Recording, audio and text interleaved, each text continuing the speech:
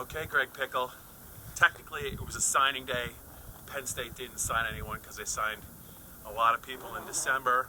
There was no real room at the end, so it was a chance for James Franklin to talk about his coaching hires. We saw Kirk Cirrocca, the new OC, Taylor Stubblefield, the new wideouts coach, Phil Troutwine, the new offensive line coach. So we have a lot to get to there. But as far as takeaways from the day, I got a couple. Kind of interesting, James Franklin has not signed his contract yet. That's one of the reasons why there's no details about the contract, just a verbal agreement. Right. Yeah, I mean, at this point, it seems like a long time to be working out language for the contract, which is what he said was the main holdup. Because he did it early December. Yeah, I think that had so much to do with recruiting and just getting that out there that he was going to be here. And I also I thought the one part of his comment was interesting, Bob, when he said that it seemed to be attractive to the coaches that coming in that they could start a contract at the same time right. he starts a new one.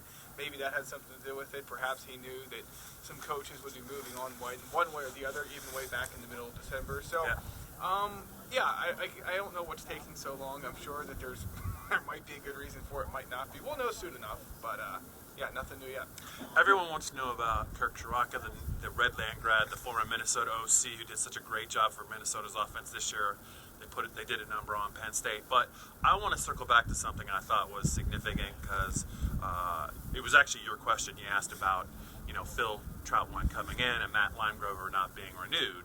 And James I don't really remember him saying he felt a change needed to be made. And I thought the Penn State offensive line was pretty good. So, and he said there's some things he doesn't want to get into. But what did you read into that? Yeah, I stumbled on the fact that he said there were a few reasons. Yeah. As in, I don't know if it was money related or whether or not they felt like he was doing everything Matt Limegrover was doing on their recruiting show, because he was complimentary of Limegrover. Sure. He's complimentary of everyone. Yeah, but he didn't necessarily have to say what he did.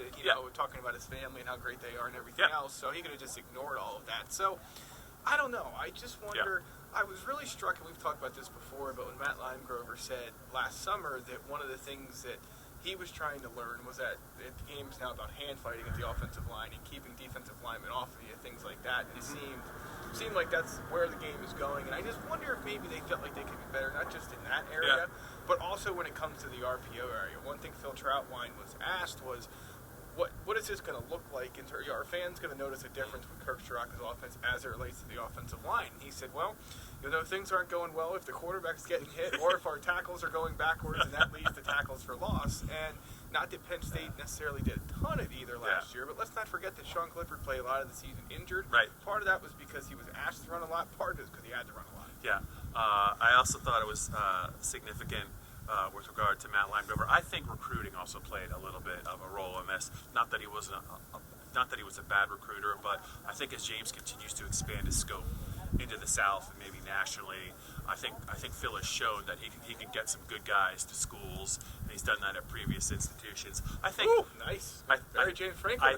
I think there's always a recruiting aspect to every change I think James makes with his assistants. Let's talk about Kirk Cirrocca real quick. Somebody, I'm not going to mention any names, somebody in the press corps asked Kirk whether he intended to use a fullback or not in the offense moving forward. Actually, it was you. So just a couple of things. No fullback. Last time he used it was at Western Michigan. They're not going to huddle. Not under center. He says he's open to everything, but they didn't do it at all last year at Minnesota. He'll be in the booth as well. One thing I wanted to talk about with you, Greg, is something that James talked about with his vision of the offense as it relates to the wide receivers. Is he was pretty clear. They did not do a good enough job the last couple of years stretching the field, not only vertically but horizontally. And he talked about that being a need, and he said that's one thing you saw at Minnesota was they used the outside receivers. He said he didn't really think they did that enough, I thought. Yeah, and really what it comes down to is if you just go back and watch Penn State, Minnesota again, one of the reasons that offense works so well is not only because they can go vertical and horizontal, but also because the receivers are usually where they're supposed to be. And that's been a bit of a struggle along with getting open the last few years. Some guys like KJ Hamler could run themselves open. Some guys just couldn't ever get away either because they weren't fast enough, they weren't where they were supposed to be. And how many times did Penn State have got two receivers or a receiver and a tight end in the exact same area? Right. Something wasn't working the way it was supposed to, but Kirk Cirrocca is not going to let that happen. Or some other guys will get opportunities if it is. Okay.